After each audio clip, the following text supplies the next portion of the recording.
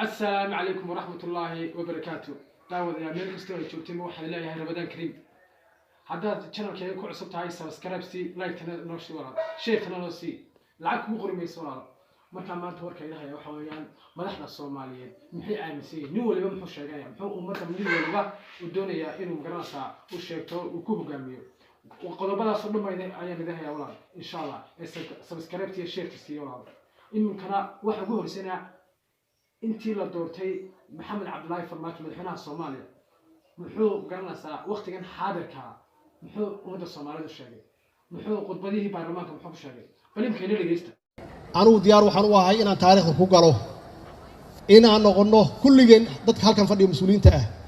وأنا كل دار إن ضد كواله إنه الرقوي جاه مسؤول لان إن أنا كتجنا تاريخ عروضه إنه كتجنا مستقبل ونكسن عالم كا أن لا جان قادنا أنه قوم مدأ محايل أنه قوم مدأ أو مديسن يعني لا ترتمي كرنا عالم كا لنعول بابا هدين نقطة دقالة هدين نقطة هرمر يا هدين نقطة سياسة لكن أنغو كلا دانتالن أنغو كلا مقن waxaan ku dambeynaa caruurteena sidii hadda ay yihiin inay qaxaan qaxootiye ay ku jiraan badda ay ku baaba'aan xoogaa siyaasiyiina ay ka faa'iidaan anu marrab siyaasigaas inaan noqdo anu waxaan rabaa siyaasiga Soomaaliya u horseeda horumar siyaasiga Soomaaliya u horseeda midnimo siyaasiga Soomaaliya u horseeda barwaaqo siyaasiga Soomaaliya u horseeda wada shaqayn guud ahaan gudaha Soomaaliya iyo dawladaha dariska iyo caalamka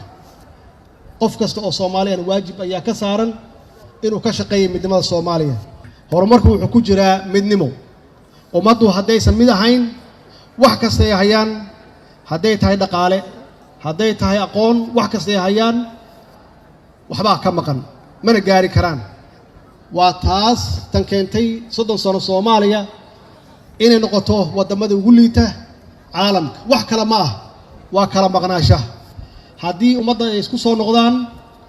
oo ay walaaloobaan oo gacmaha isqabsadaan oo midnimadii awooyaasheen ama aabbayaasheen ay keeneen aan bilaawno hadda aan ka shaqeyno waxaan hubaa Soomaalidu waa dad aad iyo aad hal abuur u leh waa dad firfircoon waa dad isku mid ah aan waxba ku kala duwanayn waxaan hubaa muddo yar gudaheed inaan ku soo kaban doonno hadduu Ilaahay yiraahdo qof walbana inuu istaago maxaan ku raahdaa midnimadaas iyo horumarka dalkeena qolimo kale walaal waxa dhageystaan madaxweynaha Soomaaliya Mudane Muuse Biixi Cabdi muxuu ummadiisa iyo baarlamaankiisa muxuu u sheegay muxuu isaguna garanaysaa muxuu ka aaminsan yahay ummadda Soomaaliyeed ee waa dad muslimiin diin iyo dhaqan ka dhaxeeyo walaal bal isaguna bal ummaddan wuxuu sheegay bal eega bal ila daawo maanta Soomaaliya iyo qolada koonfur badhaho laba qodob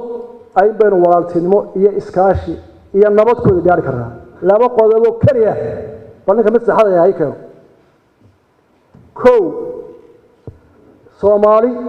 Soomaaliya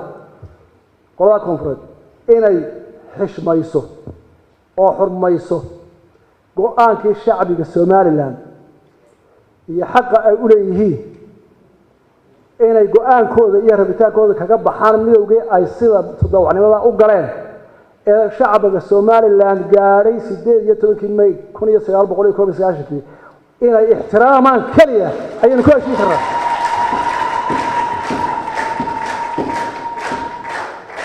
laba waxaynu walaal noqon karnaa iskaashan karnaa jaar wanaagsan noqon karnaa marka Soomaaliya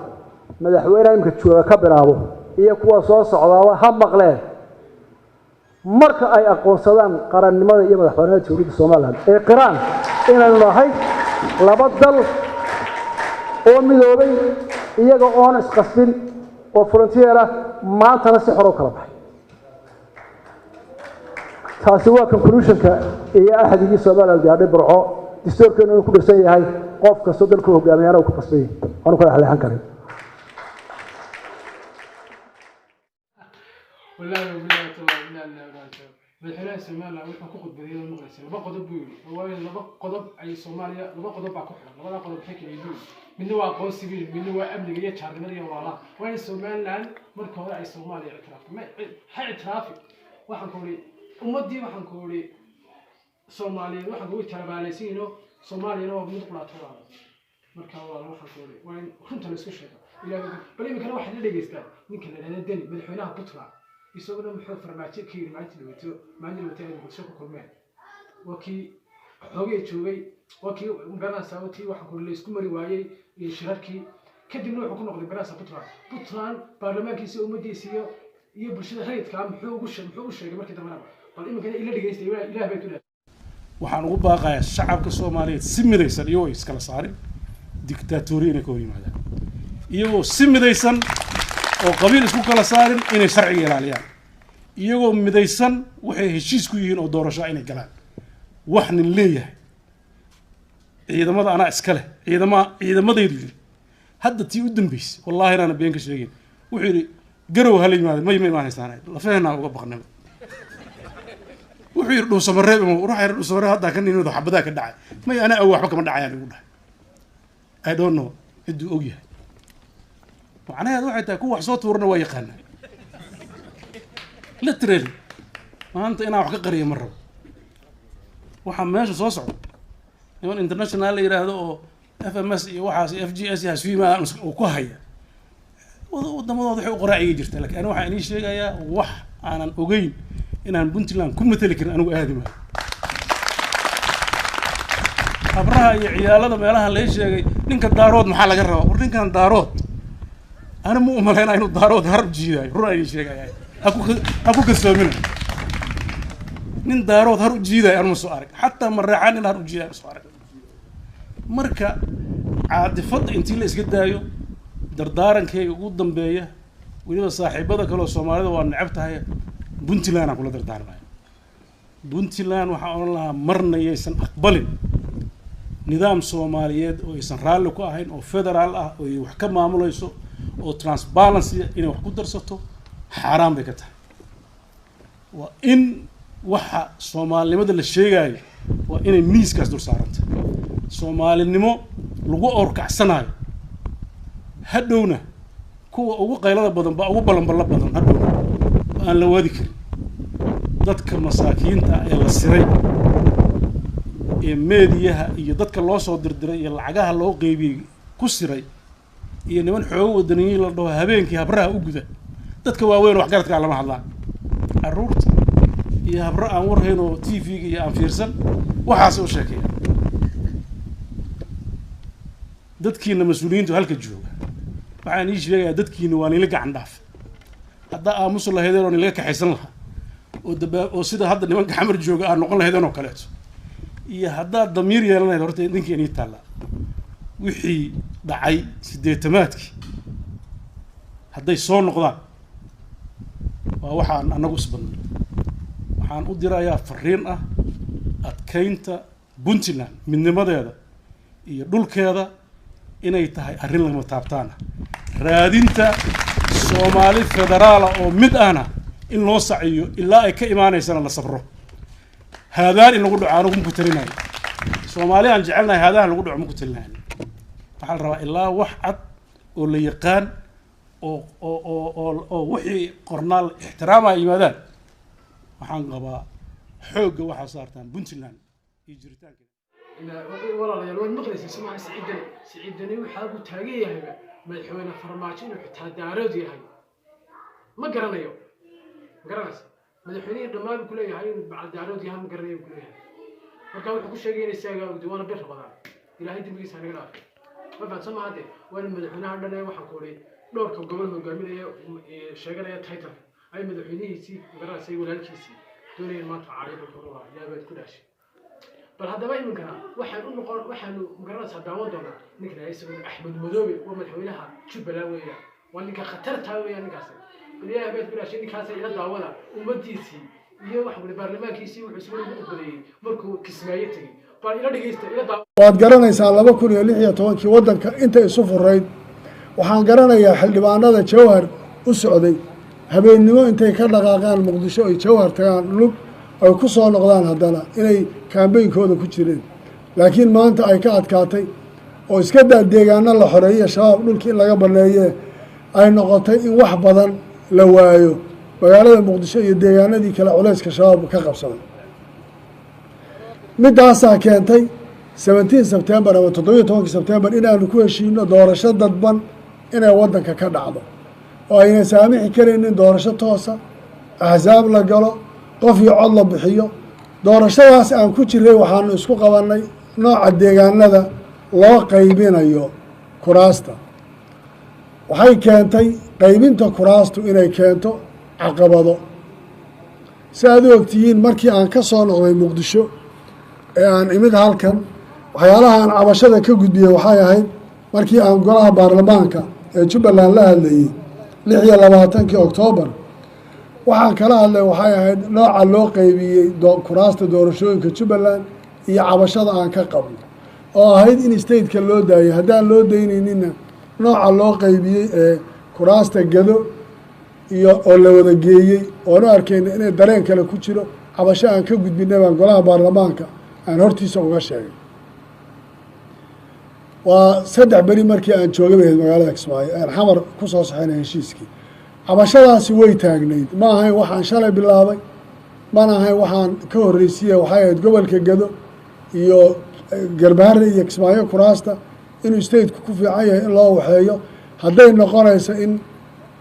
doorashadu ay labada meelood ka dhacaysana in state-ka sida deegaanada kale ay u noqoto in xal looga gaaro gobolka gado maanta isweydiin mayno caqabadaha ka dhacaya mushkiladaha waxay dhaxleen reer gado qori iyo rasaas iyo colaad iyo shabaab iyo dhibaato dhexdooda la dhigo inay mushkiladda noqotay oo Jubbaland maamulkeedina ciriiri badan uu ka galo reer gadana waxa loo geystay dhibaato aan wada garanayno aad ogtihiin sanado badan deegaankii shabaabka xorta ka ahaa maanta 70 kiiloomitir ee luuq iyo doola u dhaxaysa 3 deegaan oo shabaabka xukumaan baa u dhaxaysa awal habeenimo sidii la doono loo soconayay reer gado oo in badan ka hadlaynay cabashada iyo dhibka dadka loo geystay waxa la lagu samaynayo ama Jubbaland interferka dawladdu ay ku hayso ay ahayd qodob aan xilligaas ka hadlaynay ilaa maantana jira taas waxay keentay markaa cabashada aan xilligaas soo gudbinay iyo gudiyadii doorashooyinka oo cabasho laga muujiyey iyo arrinta Somaliland 3 qodob oo taagnayd January baan tagnay ilaa February aan ku gaadhnay inaanu kaga hadlaynay inta codsanaynay oo dalbanaynay oo lahayn waxaan u baahanahay shir in la qabto oo la isu yimaado waxaa nasiib darro ahayd madaxda qaranku madaxweynuhu ugu horreeyay inay ka dhaga adeegeen in shir la isugu yimaado iyadoo sidaan idiin sheegayey markaanu 2016 ku heshiinay iyo doorashada 13 shir ay u dhaxeeyeen 5 bilood baa u dhaxaysa inta aan cabashada lahayn aan isu nimaadno concern baan qabnaa annagu weliba Jubbaland arrinta gado iyo sida loo maamulayo cabashaan ka qabnaa meelo kalena cabasho ay ka jirto inaan intaa hadlayno oo lahayn waxaan u baahanahay shir la isugu yimaado waad garan kartaa markaa muddada intaa la shir la'aanta dhacday iyo waxa jiray هو مغلسين واحد من كان أحمد ملوي هنا Jubbaland wuxuu ka hadlayay maqlisiin walaalayaal ummadiisa wuxuu u sheegay maqlisiin baarlamaanka wuxuu ka jeediyay maqlisiin khudbadaas waliba khudbad aad u dheer bixinay irbaad ka soo marka ilaahay baad ku daashay masiirka ummaddu masiirka ummaddu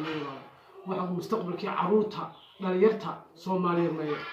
mustaqbalkii caruurta dhalinyarta Soomaaliyeed meeyo walaalayaal ma dhibaataan ilaahay baad ku daashay madaxweynaha Soomaaliland waa arkaysa wuxuu ku hadlay wuxuu mujisa ugu sheegay wada arkiseen madaxweynaha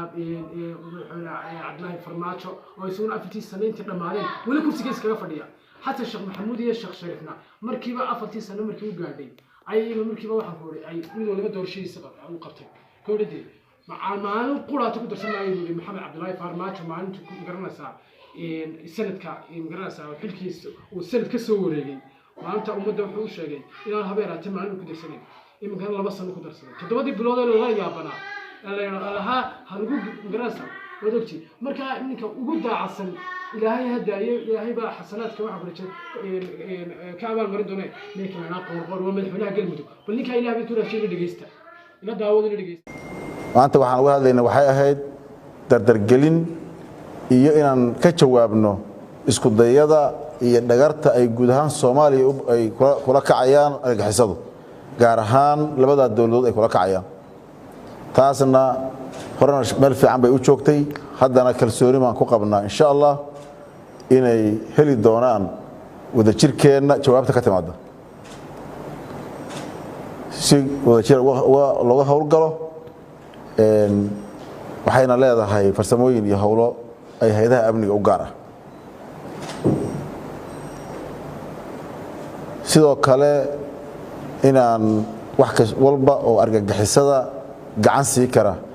aan dadkanaga iyo deegaanadeenada kala hadalno laga baraarujiyo oo ay ka mid tahay coladaha yararka iyo waxyaabaha ay ku soo gabadaan ama ayaguba ay gacan ka geystaan dadka inay isku diraan si ay u gaaraan waxyaabaha ay qoolayaan iyo falalkooda waxashnimada ah.